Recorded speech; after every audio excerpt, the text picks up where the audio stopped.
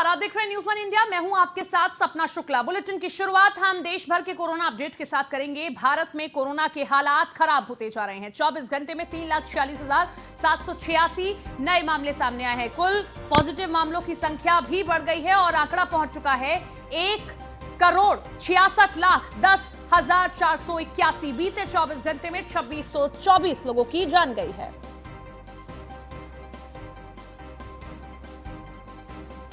तो देश भर का कोरोना अपडेट आपके सामने है। देश भर में किस तरीके से मामले बढ़ रहे हैं, ये आंकड़ा अपने आप बयां कर रहा है। रोजाना ही 3 लाख से ज्यादा मामले सामने आ रहे हैं। ऑक्सीजन की किल्लत देश भर में देखने को मिल रही है।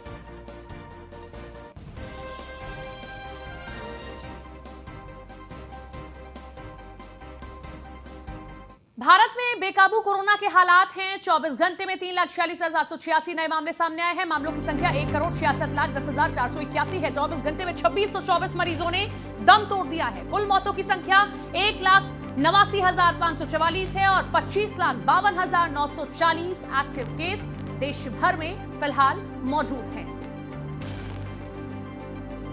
भारत में कोरोना की जो रफ्तार है वो बेकाबू हो गई है और हालात हर बढ़ते दिन के साथ बिगड़ते जा रहे हैं। ऑक्सीजन की किल्लत देश भर में देखने को मिल रही है। वायरस ने अपना म्यूटेंट बदल लिया है, जिसके कारण ज्यादा से ज्यादा लोगों की अब जान जा रही है। ऐसे में हर एक जान को बचाना डॉक्टर्स के लिए भी मुश्किल हो गया है। हालात लखनऊ में भी खराब हैं। दिल्ली में भी ऑक्सीजन की किल्लत देखने को मिल रही है। बत्रा अस्पताल में महज कुछ घंटों का ही ऑक्सीजन अब बाकी है। 300 से ज्यादा कोरोना मरीज भर्ती हैं दिल्ली में बत्रा अस्पताल में और ऑक्सीजन सिर्फ कुछ घंटों का ही बाकी है। ऑक्सीजन की कमी से मरीज जो कि गंभीर हो चुके हैं, इस वायरस के कारण गंभीर रूप से बीमार हैं, वो दम तोड़ रहे हैं। दिल्ली के बत्रा अस्पताल में हालात बिगड़ चुके हैं। मेडिकल डायरेक्टर ने वहां कहा है कि कुछ घंटों का ऑक्सीजन ही हमारे पास है। 300 मरीज हमारे यहां भर्ती हैं। ऐसे में ऑक्सीजन की किल्लत से मरीजों की जान भी जा सकती है। ऐसे ही हालात मध्य प्रदेश में भी बने हुए हैं। छत्तीसगढ़ में भी हालात कुछ ऐसे ही हैं। महाराष्ट्र में भी आंकड़ा 60,000 के पार सामने आया है। बीते 24 घंटे में यहां पर भी मामले बढ़ते जा रहे हैं।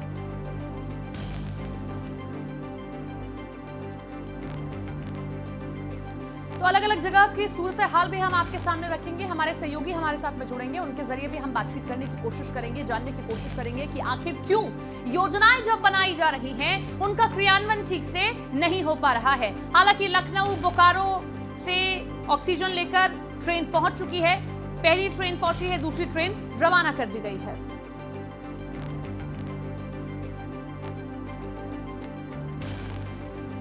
आनंद गायकवाड़ हमारे साथ हमारे सहयोगी मुंबई से जुड़ गए हैं। आनंद, फिलहाल मुंबई में स्थिति कैसी है? हम हर जगह ऑक्सीजन की किल्लत देख रहे हैं। महाराष्ट्र सरकार, केंद्र सरकार से पहले ही गुहार लगा चुकी है ऑक्सीजन की आपूर्ति के लिए। किस तरीके से केंद्र की ओर से मदद की जा रही है? जी, कल ही महाराष्ट्र में रात में ऑक्सीजन की जो ट्रेन ऑक्सीजन एक्सप्रेस चली गई थी विशाखापट्टनम से, वो पहुंच चुकी है। तो महाराष्ट्र में भी ऑक्सीजन की कमी नहीं होगी ऐसी स्थिति है। लेकिन जिस तरह से आंकड़े बढ़ रहे हैं कोरोना संक्रमित मरीजों के, और आपको बता दूं कि पिछले 24 घंटों में जो मृतकों का आंकड़ा है वो अब तक का सबसे ज्यादा है। मतलब कोरोना की पहली लहर हो या दूसरी लहर, 24 घंटों में 773 मृत्यु हुई है महाराष्ट्र में। ये सबसे दर्दनाक आंकड़े हैं अभी तक के। निश्चित तौर पर सबसे दर्दनाक आंकड़े हैं, लेकिन ऑक्सीजन की किल्लत, क्या लगता है कि अब इस एक्सप्रेस ट्रेन के बाद जो इतनी मात्रा में ऑक्सीजन लेके पहुंची है उसके बाद थोड़ी दूर हो पाएगी? जी बिल्कुल हो पाएगी। जो जहाँ पे ऑक्सीजन की कमी थी, जैसे मुंबई है, पुणे है या महाराष्ट्र के कई ग्रामीण क्षेत्र के इलाके हैं जहाँ ऑक्सीजन न होने के कारण मरीजों ने अस्पताल के सीढ़ियों पर ही दम तोड़ दिया, अब उसमें कमी दिखाई देगी। लेकिन बावजूद महाराष्ट्र सरकार के स्वास्थ्य विभाग के पास उतना इंफ्रास्ट्रक्चर नहीं है। ट्रेन से तो ऑक्सीजन आएगा, लेकिन देने के लिए जो इंफ्रास्ट्रक्चर लगेगा, ऑक्सीजन बेड की कमी है कई अस्पतालों में। हमने देखा है कि हादसे हो रहे हैं आए दिन। तो ऑक्सीजन आएगा, उसके बावजूद भी स्थिति सुधरेगी, इस बारे में आशंका। चलिए, शुक्रिया आपका तमाम जानकारी के लिए।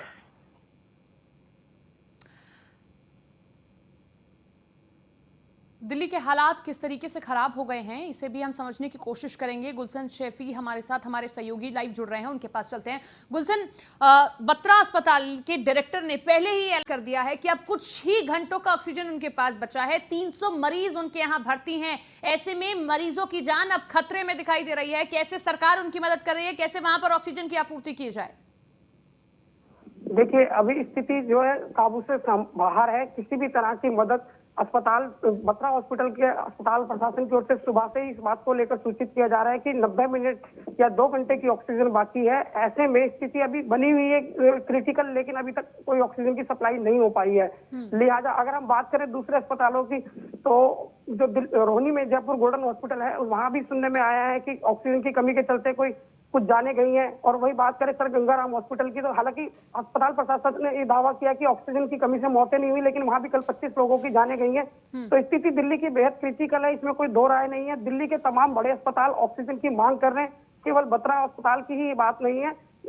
स्थानीय पुलिस को भी इस तरह की कॉल आ रही है कि ऑक्सीजन नहीं मिल पा रही है। कई जिला पुलिस से हमारी बात हुई डीसीपी से, तो उन्होंने बताया और आंकड़े पेश किए हैं कि हम नर्सिंग होमों में किस तरह ऑक्सीजन के सिलेंडर इस्तेमाल जो होते हैं उनका इंतजाम करके दूर दराज इलाकों से पहुंचा रहे हैं। दिल्ली में ऑक्सीजन को लेकर के कोई बेहतर स्थिति नहीं है। हाँ, इस तरह की अब बात जरूर है कि जिस तरह से रेल से प्राणवायु जो रेल है वो पहुंचा रही है ऑक्सीजन या एयरलिफ्ट होगी, उसके बाद हालात संभलेंगे, लेकिन अभी फिलहाल स्थिति जब की तब है, इसमें कोई बदलाव नहीं दिखाई देता है।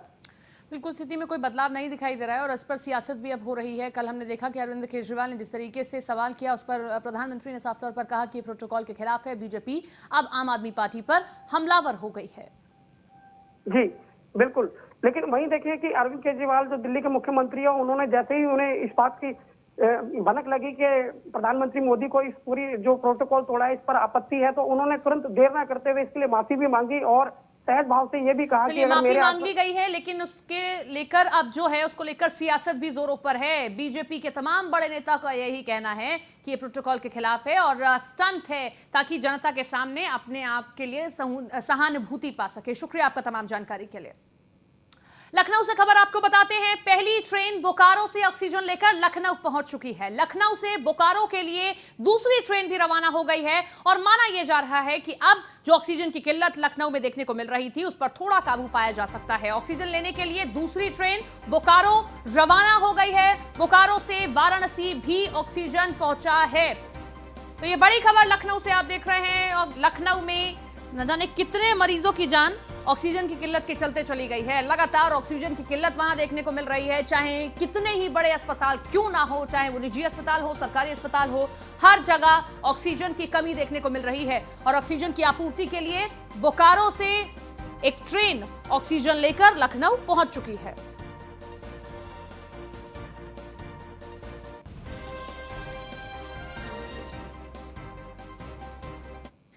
ऑक्सीजन एक्सप्रेस लखनऊ पहुंची है। इसको लेकर सीएम योगी आदित्यनाथ ने भी ट्वीट किया है। क्या ट्वीट कर लिखा है वो भी हम आपको दिखाएंगे। सीएम ने ट्वीट कर ऑक्सीजन पहुंचने पर आभार भी जताया है। भारतीय रेल को देश की लाइफलाइन कहा है मुख्यमंत्री ने, और साथ ही कहा है कि पीएम की प्रेरणा से लखनऊ वाराणसी पहुंची ऑक्सीजन एक्सप्रेस के लिए रेल मंत्री पीयूष गोयल का आभार व्यक्त करता हूं। यह ट्वीट भी हम आपको दिखा रहे हैं। मुख्यमंत्री ने यह ट्वीट किया है और ऑक्सीजन के लिए रेल मंत्री पीयूष गोयल का आभार जताया है। ऑक्सीजन एक्सप्रेस पहुंचने पर सीएम योगी ने ट्वीट किया है।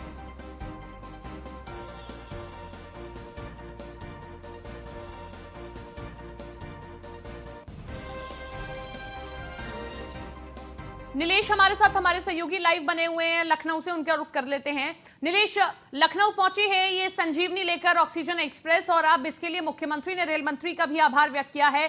अब उम्मीद है सभी को कि जो ऑक्सीजन की किल्लत हम राजधानी में देख रहे हैं वो थोड़ी दूर जरूर हो पाए।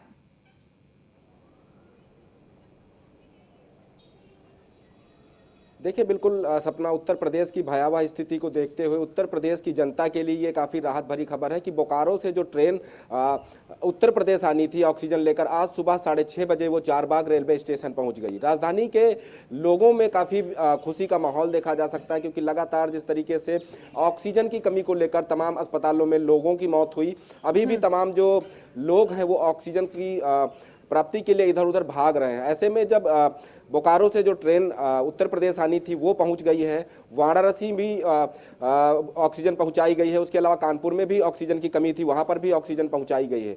तो कहीं ना कहीं ये कहा जा सकता है कि उत्तर प्रदेश वासियों के लिए इस भयावह समय में ये काफ़ी राहत भरी समय है स्थिति है, क्योंकि जिस तरीके से लगातार ऑक्सीजन की कमी से लोगों की मौत हुई, लोग अभी भी ऑक्सीजन प्लांट जो राजधानी के हैं वहाँ पर लाइन लगाकर खड़े हैं, अपनी बारी का इंतजार कर रहे हैं कि कब उनको ऑक्सीजन सिलेंडर मिलेगा। तो ऐसे में ये काफ़ी राहत भरी खबर है। उत्तर प्रदेश के मुख्यमंत्री योगी आदित्यनाथ ने भी पीयूष गोयल जो कि रेलवे मंत्री हैं उनका आभार व्यक्त किया है। कहा है कि आपदा के समय जब भी भारतीय रेलवे को याद किया गया है तो भारतीय रेलवे ने आपदा के समय में बेहतर जनता के लिए काम किया है। उसी के तहत एक बार फिर से उत्तर प्रदेश की जनता को ये राहत मिल रही है। और उसकी जो बोकारो से ट्रेन राजधानी आई है, ठीक उसी समय एक और ट्रेन को राजधानी से बोकारो के लिए रवाना कर दिया गया है, ताकि और दूसरी जो खेप है ऑक्सीजन की वो उत्तर प्रदेश लाई जा सके, ताकि उत्तर प्रदेश में जो ऑक्सीजन की किल्लत है उसको दूर किया जा सके। उसके अलावा अगर हम ऑक्सीजन प्लांटों की बात करें तो उत्तर प्रदेश के मुख्यमंत्री योगी आदित्यनाथ ने एमएसएमई के तहत जो 90 फर्म है उनको ऑक्सीजन सप्लाई के लिए कहा है। और साफ तौर पे ये भी दिशा निर्देश जारी किया गया है कि ये जो एमएसएमई के तहत 90 फर्म है वो सिर्फ और सिर्फ मेडिकल सेक्टर में ही ऑक्सीजन की सप्लाई करेंगी। उत्तर प्रदेश के 30 जनपदों में 285 अस्पतालों को ये एमएसएमई के तहत ऑक्सीजन सप्लाई करने का भी काम किया जाएगा। इसकी जिम्मेदारी उत्तर प्रदेश सरकार के मंत्री सिद्धार्थनाथ सिंह को दी गई है। तो कहीं ना कहीं आने वाले दिनों में उत्तर प्रदेश के अंदर जो ऑक्सीजन की किल्लत है उसको दूर करने का प्रयास उत्तर प्रदेश सरकार के द्वारा किया जा रहा है। उसके अलावा अगर हम बात करें जनता की, तो जनता भी काफ़ी परेशान है, क्योंकि उत्तर प्रदेश की जो स्थितियां हैं कोरोना संक्रमण के कारण वो काफ़ी भयावह है। राजधानी की बात करें तो राजधानी सबसे ज़्यादा कोरोना संक्रमित है। ये भी कहा जा सकता है कि उत्तर प्रदेश की अगर कोरोना की राजधानी किसी को घोषित किया जाए तो वो लखनऊ है, क्योंकि यहाँ लगातार 5000 से ज़्यादा सरकार की प्राथमिकता भी है कि सरकारी अस्पतालों में जो व्यवस्थाएं बिगड़ रही हैं उनको दुरुस्त किया जाए। किस तरीके से अब ये ऑक्सीजन यहां से सरकारी अस्पतालों तक, निजी अस्पतालों तक पहुंचेगा ताकि एक एक जिंदगी को बचाया जा सके?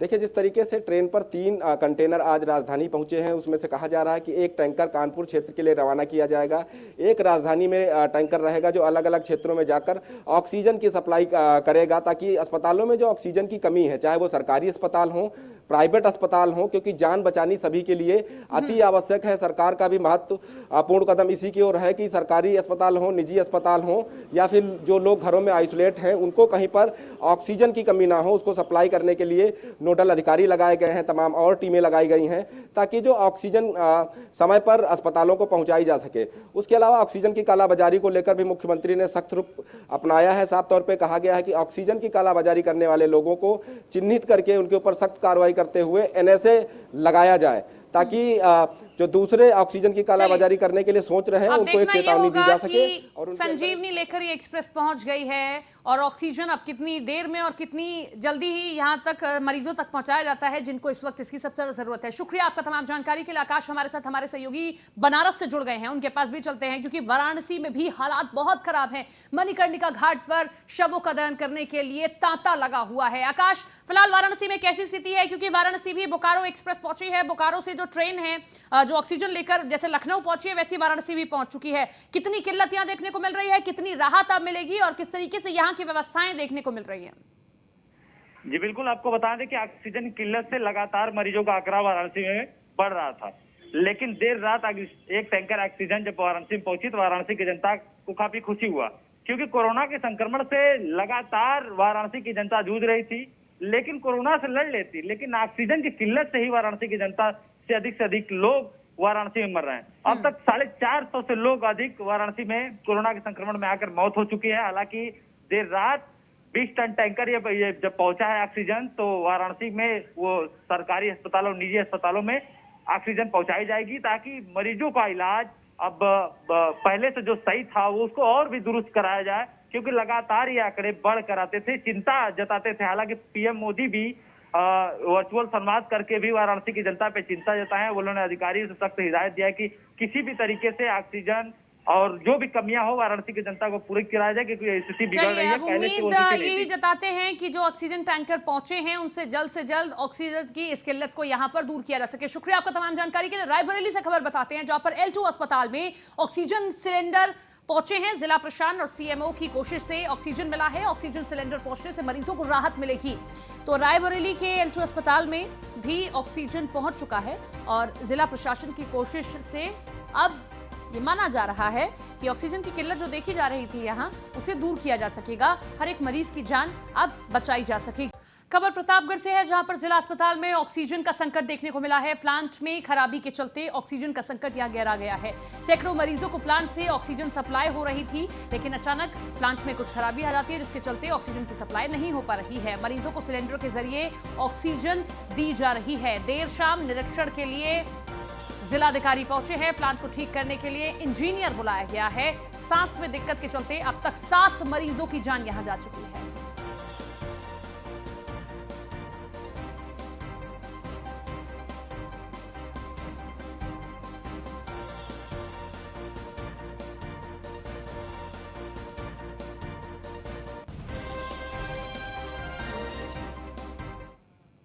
खबर सोनभद्र से है, जहां पर ऑक्सीजन की किल्लत से प्रशासन में हड़कंप मच गया है। डीएम ने ऑक्सीजन प्लांट का निरीक्षण किया है। लंबे समय से ऑक्सीजन प्लांट बंद था। रविवार तक प्लांट फिर से शुरू हो जाएगा।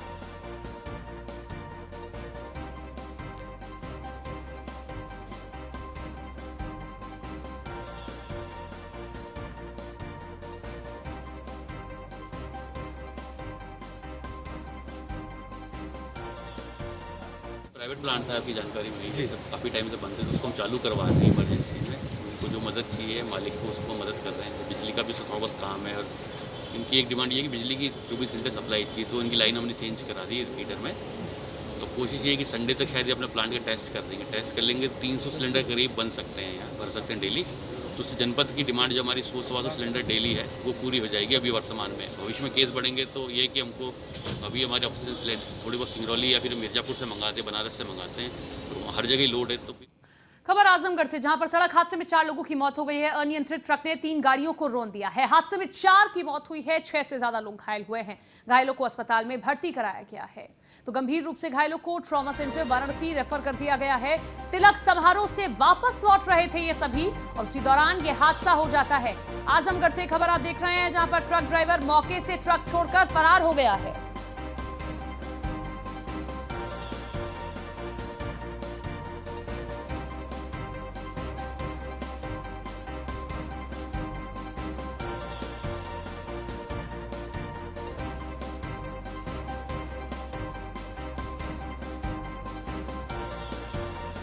आजमगढ़ से ही खबर आप देख रहे हैं, जहां पर ये हादसा होता है। जहानागंज थाना क्षेत्र के सुहवल इलाके में ये पूरा हादसा होता है। सड़क हादसे में 4 लोगों की दर्दनाक मौत हुई है। अनियंत्रित ट्रक ने 3 गाड़ियों को रौंद दिया है। हादसे में 4 की मौत हुई है, 6 से ज्यादा लोग घायल हो गए हैं। घायलों को अस्पताल में भर्ती कराया गया है। गंभीर रूप से घायलों को ट्रॉमा सेंटर वाराणसी भी रेफर कर दिया गया है।